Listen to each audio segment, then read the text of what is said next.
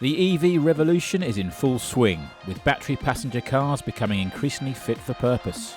But what about trucks? Trucks worldwide emit more carbon than the whole aviation and maritime sectors together.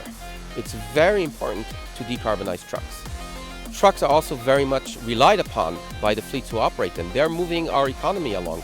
Trucks are going to go out for at least 8 hours of work per day. Trucks need to move and work, so they don't really want to depend on, in the middle of the day, leaving their route, looking for a charger, hoping it's not blocked by some random petrol car, sitting around for half an hour for a top-up charge and going back en route.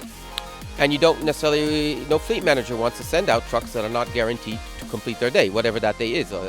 In the middle weight classes, often it's back to base or reach its final destination. It's become clear to electric truck manufacturer Tevva that different fleets need different approaches, either battery power or hydrogen. Lithium-ion battery is an amazing technology. We love it. We build our own battery systems. It also has some limitations, and that's the variance of ranges you will get out of a fully charged battery. There's another challenge, and that's charging very large battery packs. And not every fleet will always have the opportunity, if the packs are very large, to fully charge it every night to perfection. So there's a part of the marketplace is a very good fit for battery electric. Right now the trucks you see behind me is a battery electric. And for the fleets that are doing a bit of a longer range or heavier or need more auxiliary energy, we offer the dual energy approach, where we take the greatness of lithium-ion battery but match it with the greatness of hydrogen fuel cell technology.